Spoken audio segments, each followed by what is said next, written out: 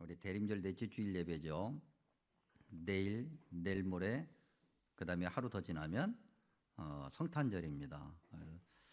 이제 우리가 매년 성탄절 때가 되면 이제 각 교회에서 예배드리면서 성탄에 관한 말씀들을 막 전하죠. 매년 다시 한번 생각해 보는 건데 우리가 정말 성탄에 합당한 그 귀한 은혜에 합당한 그런 삶을 살고 있는가? 오늘 말씀 보면서 다시 한번 깊이 우리를 한번 돌아보는 그런 시간 되기 바랍니다. 오늘 이 67편 시잖아요. 그러니까 굉장히 그 안에 이제 압축되어 있는 표현들이 있죠. 오늘 1절에 보니까 하나님은 우리에게라고 시작을 합니다. 하나님은 우리에게. 이제 우리말로 번역되어 있는 거에 가면 이제 두 번 그렇게 되어 있는데 조금 더 많은 그런 뭐랄까요?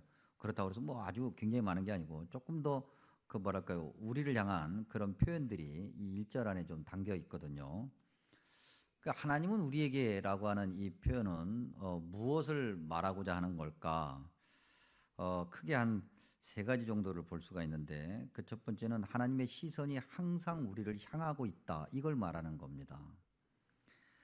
이 하나님의 시선이 항상 우리를 향하고 있다라고 하는 것을 이제 잘 설명하는 곳이 시편 안에서 찾아보면 시편 100편 3절이 그렇습니다. 시편 100편은 원래 제목이 감사의 시예요. 그러니까 감사를 이제 어떻게 보면은 주된 내용으로 하는 그 시가 시편 100편 3절인데 100편인데 그중에 3절 이제 3절 읽어드리면 여호와가 우리 하나님이신 줄 너희는 알지어다. 그는 우리를 지으신 이요 우리는 그의 것이니 그의 백성이요. 그 다음에 맨 끝에 중요한 표현이 있는데 그의 기르시는 양이로다 그랬습니다.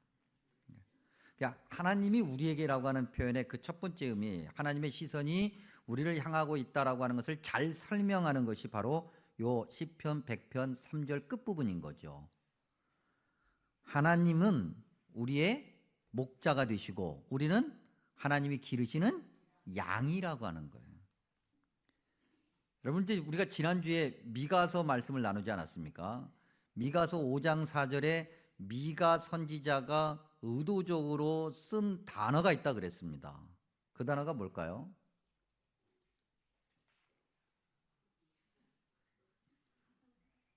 네. 다 알고 계시지만 겸손하셔서 우리는 너무 겸손하잖아요. 그래서 얘기를 아무도 안 하는 거죠. 알기는 알잖아. 그렇죠?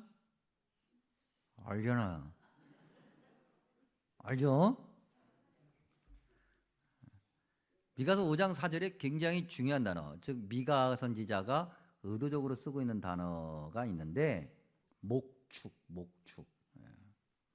목축이 뭐예요? 목동이잖아요. 목동이 양을 기르는 거잖아요. 그러니까 하나님께서 우리를 그렇게 목동이 양을 기르시는 것처럼 우리를 지키신다는 거죠. 목동이 양을 풀어놓고 자 마음껏 먹어라 하고 나 2박 3일 어디 갔다 올게 그러지는 않잖아요. 만약에 그러면 그 양은 남아나지 않아요. 맹수들이 다 먹어버리죠. 그러니 그 목동이 양을 이제 풀밭으로 데리고 나가면 잠시도 시선을 떼지 않아요. 양을 항상 지켜보고 있는 거죠. 마치 그런 거예요. 또 하나 예를 들면 우리가 이제 아이들을 다 이제 키우다 보면 그런 경험들이 다 있는데 이제 아장아장 걷는 아이들 그 아이들을 데리고 놀이터를 갑니다. 엄마 아빠가. 그러면 이제 아이를 놀이터로 가서 놀이터 왔으니까 놀아. 엄마 아빠는 저기 영화 보고 올게. 그러는 엄마 아빠가 있어요, 없어요? 없죠. 없어요. 엄마 아빠가 어떻게 합니까? 그 아이가 놀이터에서 놀 때까지 계속 그 아이를 지켜보고 있잖아요. 지켜보고 있는 거예요. 그러니까 아이는 엄마 아빠가 자기를 지켜보고 있는 걸 알아. 그래서 마음 놓고 놀죠. 마음 놓고 놀다가 문득 엄마 아빠가 과연 나를 지켜보고 있는가 생각이 나서 확인해 보면 아직도 엄마 아빠가 지켜보고 있거든요. 그러면 안심하고 또 놀아. 바로 그거예요, 그거. 그래서 감사한 거예요. 하나님이 우리에게라고 하는 표현의 그 첫 번째 것은 그렇게 하나님의 시선이 항상 우리를 향해서 고정되어 있는 거예요. 그래서 우리가 마음 놓고 안전하게 살 수 있으니 감사한 거죠. 또 하나, 하나님은 우리에게라고 하는 이 표현이 이야기하고자 하는 것은 뭐 하나님의 시선이 우리를 향하고 있다는 것과 어떻게 보면 이렇게 상통하는 건데, 하나님은 우리를 정면으로 마주대하신다. 얼굴과 얼굴을 맞대고, 그런 의미예요. 뭐 여러분, 세상을 살다 보면은 사람과 사람이 얼굴을 마주보고 살기도 하는데, 세상은 어떤 뭐랄까 좀 계층에 의해서 이루어지게 되죠. 어떤 권력자 앞에 서게 되면 눈을 마주치기도 어렵고, 그 다음에 눈을 마주친다 해도 그건 뭐 완전히 그야말로 세상 시쳇말로 쫄아서 마주보는 거예요. 내 얼굴 봐봐! 그러니까 어쩔 수 없이 쳐다보는 거예요. 그리고 그 권력자가 이야기하죠. 고압적인 자세로 명령합니다. 훈계를 하죠. 내 말대로 해. 그것이 너한테 좋은 거야. 알았어? 그러면 그런 일방적인 그러한 관계, 그러한 얼굴과 얼굴끼리의 만남, 그게 세상이에요. 근데 하나님은 그렇지 않다는 거죠. 하나님이 얼굴과 얼굴을 마주치고 눈과 눈을 마주치고 우리를 향해서 정면으로 서신다고 하는 것은 하나님께서 그렇게 고압적으로 뭔가를, 일방적으로 뭔가를 막 던지기 위함이 아니라 우리의 마음을 읽으시는 거예요. 우리와 가장 인격적인 대화를 하는 것이죠. 아, 네가 힘들지? 그래, 이렇게 한번 해봐. 그것이 너한테 도움이 돼. 그래, 너가 지금 굉장히 기쁘구나. 나도 좋다. 우리 그 기쁨을 함께 다른 사람들과 함께 나눠보면 좋지 않겠니? 하나님이 그렇게 우리를 위로하시고 우리를 도닥거려 주시고 하나님이 원하시는 가장 행복한 길로 이끄시는 그러한 눈맞춤, 그것이 하나님은 우리에게라는 표현에 담긴 두 번째 표현이에요. 세 번째 의미는, 하나님은 우리에게라고 하는 것이 말하는 것은 하나님은 여전히 우리를 부르고 계신다. 하나님의 음성을 이야기하려는 거죠. 근데 그 하나님의 부르심, 우리를 부르시는 그 부르심은 심지어 우리가 죄 가운데 있어도 부르셔요. 여러분, 창세기 3장에 보면 9절에 하나님께서 아담을 부르시죠. 아담아. 근데 창세기 3장에 있을 때 그 아담은 어떤 상태였습니까? 죄 지은 상태, 타락한 상태, 하나님에게서 벗어난 상태, 올바른 은혜의 길에서 일탈한 상태, 이탈한 상태. 그런데도 하나님은 부르신다는 거죠.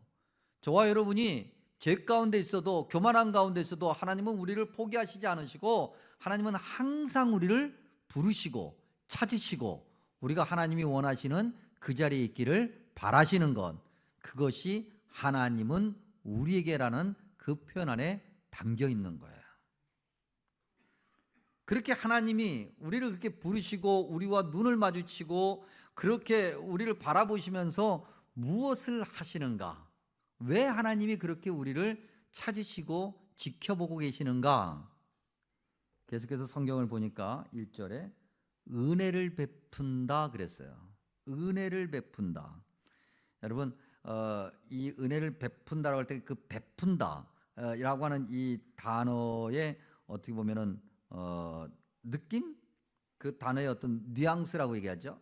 그 느낌은 무엇이냐면 어떤 분명한 방향과 목적이 있다는 거예요. 그러니까 베푼다라고 하는 것은 분명히 방향이 정해져 있고 그다음에 목적이 있어요. 그 방향은 당연히 우리를 향한 거죠. 하나님의 백성을 향하고 있는 거예요. 뚜렷하게. 그리고 거기에 어떤 목적을 둔다는 거죠. 그 목적은 은혜를 주시기 위한 거예요. 은혜라고 하는 단어도 보면 우리말의 한자어지만 또 다른 표현, 또 다른 단어로 한번 바꿔보면 그 은혜라는 단어를 뭐 총애 이렇게 말할 수 있어요. 총애라는 게 뭐예요? 특별하게 더 사랑한다는 거잖아요. 그런 단어로 번역할 수 있는 거죠. 왜 총애라고 번역할 수 있는가? 이 은혜라는 단어가 꽉 차 있는, 뭐 성경의 전체 다 그렇습니다만 꽉 차 있는 어떻게 보면 시작점이 아브라함에게 약속해 주신 그 약속에서 찾아볼 수 있거든요. 하나님께서 아브라함에게 말씀하시는 거죠. 야, 하늘을 봐봐. 별이 엄청 많지? 셀 수 없을 정도로 내가 너에게 자녀를 줄 거야. 은혜의 약속을 하셨어요. 아브라함이 기다렸어요? 못 기다렸어요? 못 기다렸어요. 그래서 하갈, 몸종이죠. 하갈을 통해서 아들을 얻었어요. 사라가 아이를 못 낳으니까. 그런데도 하나님께서 또 말씀하세요. 야, 그게 아니고 너의 정부인 사라를 통해서 내가 너의 자녀가 굉장히 셀 수 없을 정도로 그렇게 큰 복을 줄 거야. 그랬더니 사라가 그 얘기를 듣고 뭐 했다고 그랬어요? 웃었다 그랬어요. 웃은 건 안 믿은 거지. 뭐 많이 양보해도 반신반의한 거죠. 그렇죠? 반은 안 믿은 거예요. 어떻게 보면 괘씸하죠. 하나님께서 약속해 주신 건데 아브라함, 믿음의 조상이라는 별명을 가진 아브라함은 딴짓했고 사라는 비웃었고, 그런데도 하나님께서 그들에게 은혜를 주시는 거예요. 그러니 총애하시는 거죠. 총애를 넘어서서 편애하시는 것 같아. 그렇죠? 편애. 그래서 하나님의 은혜라고 하는 것은, 그 하나님의 은혜 베푸심이라는 것은 저와 여러분 하나님의 백성을 향한 하나님의 편애하심이에요. 남들이 보면, 교회 밖에 있는 사람들이 보면, 야, 어떻게, 야, 이렇게 표현해서 죄송합니다만 그들이 그렇게 얘기하잖아요. 저런 것들이 교회 다니는데 근데 어떻게 저렇게 복을 받으면서 살 수가 있어? 라고 생각할 정도의 그러한 복을 하나님이 우리에게 주신다는 거예요. 일방적이죠. 무엇을 해서가 아니에요. 그래서 주님은 너무나도 우리를 사랑하셔서 낮고 낮은 인간의 몸을 입으셨고, 심지어는 십자가에서 죽기까지 그렇게 사랑하신 그 하나님의 은혜 베푸심이 하나님이 우리를 바라보시고 하시는 하나님의 사역이라는 거죠. 또 하나는 복을 주신다 그랬어요. 여러분 이제 말씀 끝부분에 우리가 이걸 다시 재확인할 거니까 기억해 두십시오. 이걸 굳이 히브리어로 얘기를 해야 되는데, 이 히브리어에서 복이라는 단어, 복을 준다, 뭐 축복한다, 뭐 이런 단어들을 히브리어 동사 원형으로 얘기하면 바라크예요. 바라크. 그냥 확 빠르게 읽어서 바락 그렇게 하는데, 바라크란 단어예요. 이게 성경에 굉장히 자주 등장하죠. 근데 이 바라크라는 단어가 성경 처음에 등장했던 곳을 보면 우리가 굉장히 새로운 은혜를 볼 수가 있어요. 이 바라크라는 단어가 어디에서 등장하냐면 창세기 1장에서 등장해요. 이미 창조 때부터 이 바라크가 있는 거예요. 하나님이 주시는 복이 있는 거예요. 그 복이 1장 22절에서는 생물에게 있어요. 즉 짐승들에게 있고요. 그래서 하나님이 짐승들을 다 만드시고 난 다음에 복 주셨다라는 얘기가 1장 22절에 있고, 1장 28절 창세기죠. 거기 보면 사람을 만드시고 난 다음에 하나님께서 복을 주셨다라고 하는 것이 있어요. 다시 바꿔 얘기하면 하나님은 창조 때부터 그렇게 하나님께서 큰 복을 예비해 주시고 큰 복을 그렇게 모든 살아있는 생물에게 주신 거예요. 특별히 저와 여러분 같은 사람에게.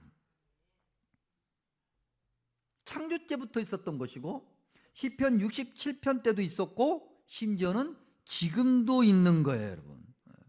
굉장히 큰 은혜죠. 우리가 아무것도 안 했는데도 주어진 은혜죠. 하나님은 우리를 바라보시고, 하나님의 백성은 우리를 바라보시고 이러한 복을 주신 것이고, 이러한 복을 우리를 통해서 세상이 알기를 원하시는 거예요. 여러분, 지난 여름 얼마나 더웠어요. 그렇죠? 정말 겨울이 올까? 야, 선선한 바람이 불까? 했는데 겨울이 왔어요. 손이 시려워 꽁, 발이 시려워 꽁. 겨울바람 때문에 이제는 여름이 왔으면 좋겠어. 그렇죠? 아무리 우리가 덥다 춥다 해도 계절이 바뀌어요, 안 바뀌어요? 바뀌어. 반드시 바뀌어. 이 계절의 바뀜 때문에 저와 여러분이 사는 거예요. 사람들이 사는 거예요. 세상에 있는 모든 존재하는 것들이 가능한 거예요. 그걸 누가 했어요? 하나님이 하신 거예요. 여러분, 우리가 숨 쉬잖아요. 맨날 이런 말씀 나올 때마다 이거 확인해야 된다니까요. 우리가 숨 쉬는, 그야말로 우리가 일반적으로 공기라고 얘기할 때, 산소라고 얘기할 때, 그게 있어야 우리가 숨을 쉬어요. 없으면 숨을 쉴 수 있어요? 없어요? 없어요. 그럼 우린 죽는 거예요. 그런데 우리가 숨 쉴 때마다 감사해요, 안 해요? 감사해요, 안 해요? 어쩌다가 한 번은 하겠지. 근데 숨 쉴 때마다 감사는 안 하잖아요, 솔직하게. 교회 다니는 저와 여러분도 안 하는데 교회 밖에 있는 사람들이 하겠냐고요. 유치한 질문 또 해야 돼요, 우리가. 매일 1억씩 생기는 복과, 매일 많지는 않아, 1억만 생겨 매일. 그 다음에 매일 맘 놓고 숨 쉬며 사는 것, 둘 중에 뭘 선택하실래요? 당연히 숨 쉬면서 사는 거예요? 돈이 아니고? 그럼 당연히 숨 쉬며 사는 거죠. 그렇죠? 돈이 뭐 하루에 뭐 1,000억을 1조를 준다 한들 숨 못 쉬면 소용이 없으니까. 다 아시잖아요. 뭐가 중요한지 다 알잖아요. 근데 왜 감사 안 해요? 성탄절날 감사한 거 얼마나 하는지 한번 내가 보겠어요. 하나님은 그런 하나님이라는 거죠. 우리를 바라보시고 너 잘해 안 하면 확 그냥 이런 하나님이 아니라 우리를 바라보시면서 늘 복을 주시는 거야. 내가 너를 위해서 뭘 해줄까? 하나님은 그런 분이에요. 야, 내가 이거 다 해놨다. 그러니 넌 여기서 놀면은 가장 행복한 거야. 여기서 놀아봐. 근데 우리가 거기서 놀아야 안 놀아요? 꼭 딴 데 가려고 그래. 그래서 그의 얼굴 빛을 비춘다라는 말씀도 확인해 봐야 돼요. 그의 얼굴 빛을 비춘다라고 하는 것은 무엇을 말하는 걸까? 이건 시편 80편에서 답을 찾을 수 있습니다. 시편 80편 3절, 주의 얼굴 빛을 비추사 우리가 구원을 얻게 하소서. 그리고 시편 80편 7절, 주의 얼굴에 광채를 비추사 우리가 구원을 얻게 하소서. 그러니 주의 얼굴 빛이, 그 광채가 우리에게 비춘다고 하는 것은 무엇을 말하는 거냐면 주님께서 우리에게 구원을 주신다고 하는 거예요. 하나님은 우리를 바라보시면서 우리에게 구원을 주시는 거라고요. 우리가 죄에서 벗어나 하나님의 자녀로서 천국 갈 수 있게끔 우리에게 은혜를 베푸시고 그런 길을 예배해 주시고 그쪽으로 이끌어 가시는 거예요. 그것 때문에 하나님은 우리에게라고 하는 표현을 쓰고 있는 거죠. 하나님은 계속 뭔가를 주시는 거예요. 우리에게, 저와 여러분에게 계속 주시는 거예요. 하나님은 뺏어가시는 분이 아니라, 하나님은 흥정하는 분이 아니라 계속 주고 또 주고 또 주고 계속 주는 분이라고 하는 거죠. 1절이 말하고 있는 겁니다. 그러면 이제 2절부터 우리가 보면 하나님이 이걸 왜 주시냐는 거예요. 왜 이렇게 하시냐는 거죠. 그 목적, 바꿔 얘기하면 우리가 무엇을 해야 하는가? 그런 하나님의 은혜를 받는 우리가, 특별히 하나님의 백성이라고 하는 교회 다니는 저와 여러분이 무엇을 해야 되는가? 그 신앙의 고백이 2절 이하에 있어요. 크게 5가지인데 그 첫 번째는 주님의 도를 알리기 위해. 우리가 그런 은혜를 받는 것은, 그러한 귀한 사랑을 받는 것은, 그런 편애, 은혜 총회를 넘어 편애를 받는 것은 주님의 도를 세상에 알리기 위함이라고 하는 거죠. 도. 여러분, 우경화 권사님이 길을 가는데 잘생긴 남자가 와서 말을 걸더래요. 이야, 우경화 권사님이, 내가 이 나이에 이야, 정말 이렇게 잘생긴 사람이 길에서 말도 거는구나. 그랬더니 그분이 딱 쳐다보더니 도를 아십니까? 물어보더래요. 그 도 말고 성경에서 이야기하는 도라고 하는 것은 하나님의 백성이 하나님의 은혜를 받은 자로서 당연히 가져야 될 성경적 가치, 그러한 삶, 그걸 도라고 번역을 해놓은 거예요. 그러니 구별돼야 된다는 거죠. 구분돼야 된다고 하는 거죠. 세상과 다르다고 하는 거예요. 세상과 뭔가 좀 다르게 출발해야 되고 세상과 다른 결과를 만들어야 돼요. 여러분, 이제 연말이 되니까 말이죠, 전부 다 회식, 모임 이런 데 가죠. 안 가는 게 좋을 것 같아. 근데 굳이 가야 된다면 잘 생각하고 가세요. 기도를 많이 하고 가시라고요. 가서 똑같이 이러면 안 돼요 하면서 계속 마셔가지고 나중에는 그냥 이게 구분이 안 돼가지고 막 서로 그러지 마시고 뭔가 구분이 돼야 돼요.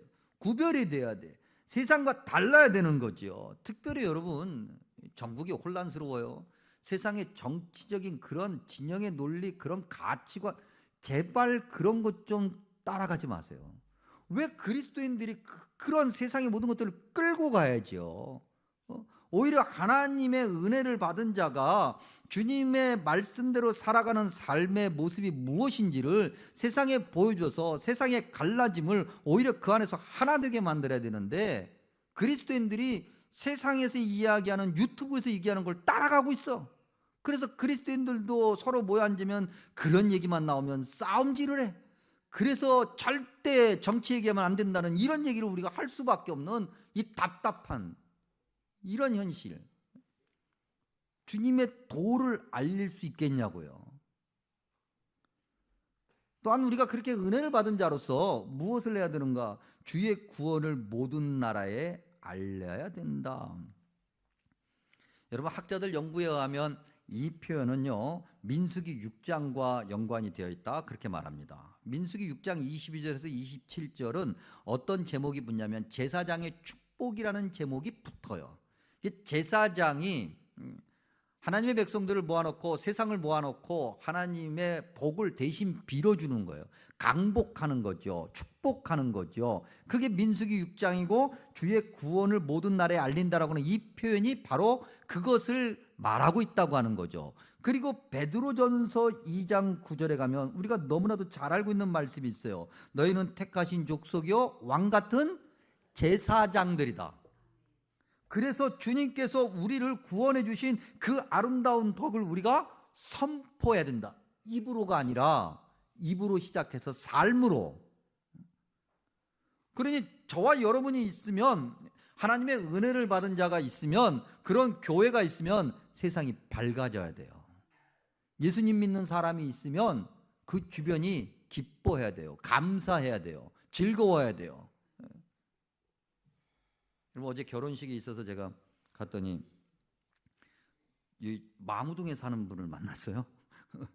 그분이 뭐예요? 제가 면목동에 삽니다. 그 성심교회에서 심우하는 목사입니다. 그랬더니 그 성심교회 안다는 거예요. 당신이 이렇게 맨날 이렇게 왔다 갔다 하는 길에 우리 성심교회 이렇게 출퇴근하는 길 같은데, 그래서 용마산로죠. 여기 왔다 갔다 하면서 성심교회 봤다는 거예요. 그러면서 한 번도 들어와 본 적이 없어. 왜냐면 차 타고 지나가기만 했으니까. 한 번도 들어와 본 적은 없는데 왔다 갔다 할 때마다 그게 괜히 그렇게 느낌이 들었다는 거예요. 저 교회 너무 좋다. 저 교회 참 괜찮다. 그런 생각을 해봤다는 거죠. 기분이 좋더라고. 밥을 다 먹고 난 다음에 그래서 내가 뭘 사줄 수가 없었어요. 그것도 결혼식 그 밥이니까 뭘 어떻게 해볼 수 없었는데, 우리가 좀 그래야 되지 않겠어요, 여러분? 근데 성신교회가 있으므로 그런 칭찬을. 그래서 주변에 사람들이 말이죠. 야, 참 좋다. 성신교회 다니는 사람들은 뭐가 저렇게 좋은지 나도 한번 참 성신교회 한번 가보고 싶다. 이래야 되잖아요. 그런데 성신교회만 보면은 그냥 저 사람들은 도대체 뭐 하는 사람들이야? 이러면 곤란하지 않겠어요? 그러니 여러분, 이제 예배 끝나고 우리가 교회 안에서 이게 다니다 그 신앙생활 하다 보면은 서로 이렇게 부딪히는 경우들도 없지 않아 있잖아요. 뭐 그럴 수 있어요, 여러분. 그런데 교우들끼리 부딪히는 것도 늘 말씀드립니다만, 우리가 뭐 상처받았다. 여러분, 늘 말씀드리지만 내가 상처받은 건 내가 그 상처를 곱씹고 있으니까 상처받은 것만 기억나죠. 내가 준 건 기억이 안 나거든. 그게 내가 준 게 훨씬 많다고요. 그러니까 상처받은 건 그냥 내가 준 거에 한 10분의 1 정도밖에 안 된다 생각하시고 그걸 묵상하지 마시고 하나님 은혜를 묵상하시면 돼요. 그런데도 우리가 연약하니까 자꾸 그게 생각이 돼서 교회 안에 들어왔다가 나갈 때 좀 마음이 상할 수가 있잖아요. 나갈 때 반드시 화장실을 들리세요. 거울을 보세요. 그리고 내 얼굴이 어떤지 확인하고 나가셔야 돼. 거울을 보고 내 얼굴이 지금 찡그려져 있다 그러면 연습을 하세요. 연습을 하고 그리고 예배당 문을 나가셔야 돼. 그러면 지나가는 사람들이 야, 성신교회 사람들은 저렇게 날마다 웃고 나오는구나. 우리 또 성신교회 바로 앞에 길 건너에 또 버스 정류장이 있어요. 버스 정류장에 버스를 기다리는 사람들이 다 쳐다보고 있다고. 야, 저렇게 교회에서 나오는 사람들이 즐거운 모습으로 참 저렇게 행복한 모습으로 나오는구나. 나도 한번 저 교회 가봐야 되겠다. 근데 예배 끝나고 나가는 성신교회 교인들이 그냥 내가 뒤돌아보면서 내가 이제 내가 저걸 그냥 다음 주에 보면은 너 죽고 나 살자 막 뒤에 구원을 모든 나라에 알릴 수가 없는 거예요. 제사장의 사명을 감당할 수가 없는 거예요, 여러분. 또 하나 우리가 은혜를 받은, 그러면서 우리가 무엇을 해야 되는가? 주를 찬송한다 그랬어요. 여러분 67편에 이제 2절 이하에, 특별히 3절 이하에 찬송한다는 단어가 계속해서 등장하거든요. 근데 이 찬송한다는 단어가 일반적으로 찬송으로 번역되어 있는 그런 단어는 아니에요. 여러분들 가지고 계신 성경 3절에 보면 그 주를 찬송한다라는 거하고 옆에 1번이라고 아마 대부분 써 있을 거예요. 그리고 맨 밑으로 내려가면 뭐라고 되어 있어요? 주께 감사하게 하소서. 감사로 번역할 수 있는 단어예요. 감사한 거죠. 여러분 6절에 보니까 땅이 소산을 낸다 그랬어요. 여러분 사람은 창조한다, 창조하다라는 그런 동사를 취할 수 없어요. 사람이 창조할 수 있는 능력이 있는가? 없어요, 여러분. 사람이 뭔가 우리가 뭐 어찌어찌 하다 보니까 창조라는 단어를 쓸 수 있다 해도 그건 하나님께서 창조하신 창조하고는 비교도 할 수 없는 거예요. 사람은 창조하다라는 동사를 가질 수 없어요. 바꿔 얘기하면 창조하다라는 동사는 사람을 주어로 가질 수가 없어요. 창조하다라는 동사는 반드시 주어를 가진다면 하나님을 가져와야 돼요. 여호와 하나님만 창조하는 거예요. 사람은 뭔가 만들어낸다고 말할 수는 있어요. 근데 사람이 만들어내는 것조차도 하나님이 만드신 것에서 그걸 가지고 뭔가를 만드는 거예요. 완전하지 않아요. 땅이 소산을 내. 하나님의 은혜인 거예요. 우리가 아무것도 안 했는데 땅이 우리에게 뭔가를 주는 거예요. 그러니 여러분 땅 사가지고 말이죠. 이건 내 땅이야 막 하나님 보시기에는 다 웃긴 거예요, 여러분. 다 하나님 거예요. 그런데 하나님께서 그걸 사용할 때 돈 내고 사용하라고 말씀하시지 않아요. 하나님께 감사해야지요. 우리가 그런 감사를 고백하며 살아가야 돼요. 그러면 우리의 삶을 보고 세상이 그렇게 사는 거구나 라고 주님을 저절로 찬송하게끔 하는 것, 그것이 우리의 의무인 거죠. 마지막으로 우리가 해야 될 것, 그런 은혜를 받은 자로서 해야 될 것은 땅의 모든 끝이 하나님을 경외하게 하는 거죠. 경외란 단어가 뭐예요, 여러분? 예배거든요. 엎드려 경배하고 예배하는 거예요. 그래서 교회 때문에 세상이 하나님 앞에 나와서 엎드려 예배해야 돼요. 세상에서 막 돌아다니는 사람들이 힘들고 지치면 예배당 한번 가볼까? 그래야 되는 거예요. 그리고 예배당에 두를 때 자기도 알게 모르게 신발을 탁 털고 그다음에 옷에 먼지 있는 거 털고 그리고 경건한 마음으로 예배당에 자기도 알게 모르게 들어올 수 있게 해야 되는 거예요. 근데 예배당을 너무 우습게 생각하고 교회 건물 자체를 우습게 생각하는 그러한 결과는 세상이 만든 것이 아니라 우리가 그렇게 만든 거예요. 우리가. 여러분 67편 1절 보면 우리라고 하는 단어로 시작을 하지 않습니까? 그리고 이제 마지막 7절은 땅의 모든 끝으로 끝나요. 우리에게 시작해서 땅의 모든 끝까지 무엇이 전해져야 되는가? 한마디로 얘기하면 1절에 얘기했던 그 하나님의 복이 전해져야 되는 거예요. 그러면 이제 하나님의 복이 뭐냐? 아까 우리가 말씀 초반에 나올 때 이 단어 기억하라고 그러지 않았습니까? 바라크. 이제 제가 불과 얼마 전에 이제 하나 책을 사서 재밌게 읽은 책인데 이 송민원 교수님이란 분이 있어요. 이분이 이제 이 히브리어의 아주 전문가신데 이분이 이 단어 바라크라는 단어를 아주 잘 설명해 주셨어요. 그래서 이분의 책을 이제 좀 의지해서 보면 원래 이 바라크라는 단어의 사전적 의미는 무릎을 꿇다 그런 거거든요. 그러니까 우리는 하나님이 우리에게 복을 주신다 그러면 무슨 복부터 생각해요? 일단 하나님을 불러놓고 자 하나님 이리 와보세요. 이리 서보세요. 자 하나님 나한테 복을 주셔야 돼요. 자 이제 복 주세요. 내가 원하는 게 이런 거니까 이런 복을 주세요. 이게 우리가 생각하는 하나님의 복이죠. 근데 성경에서 얘기하는 복은 완전히 다른 거예요. 무릎을 꿇는 거예요. 그래서 이 단어의 첫 번째 의미는 그 복을 받는 자의 자세를 이야기한다 그랬어요. 하나님 앞에 가서 내가 복을 받는 자로서 하나님께서 야 내가 너한테 복 줄 테니까 너 이리 와봐. 네 하고 가서 무릎을 꿇는 거예요. 우리가 복을 받을 만한 자세가 되어 있어야 된다는 거죠. 이 단어의 첫 번째 의미가 그렇고 두 번째 의미가 그렇기 때문에 우리가 생각하는 복은 여러분 그 복이라는 단어를 한자로 놓고 이렇게 보면 그리고 한번 파자해 보면은 이 신이라는 단어와 그 다음에 먹고 사는 입구에다가 밭전자가 붙어 있어요. 뭐 한마디로 얘기하면 신은 우리에게 뭔가 내가 원하는 먹고 사는 걸 줘야 된다라고 생각하는 것이 일반적으로 생각하는 복. 그래서 뭐 베개에도 복자 붙어 있고 뭐 어디 하면 복자 붙어 사방에 복. 그 복이 아니라 성경에서 얘기하는 복은 엎드릴 복이에요.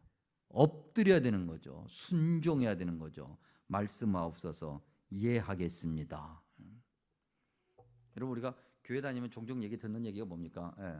순종하세요. 순종하세요. 자꾸 그런 얘기 듣잖아요. 그래야 복 받습니다. 여러분 목사님에게 순종하라는 얘기도 자주 하잖아요. 근데 그게 목사가 뭐 대단해서 여러분 그 사람 자체가 대단해서가 아니라 그게 영적인 질서고 원리라는 거예요. 그냥 목사님이 예를 들어 제가 예수님이 유일한 구원자가 아니고요. 세상에 가면 구원자들이 많은데 그 중에 하나가 예수니까 그냥 하나 뭐 선택해서 하세요. 이렇게 얘기하면 순종할 필요 없어요, 여러분. 그건 아니에요. 뭐 11조 안 내도 되고요. 다 그런 건 순종 안 해도 돼요.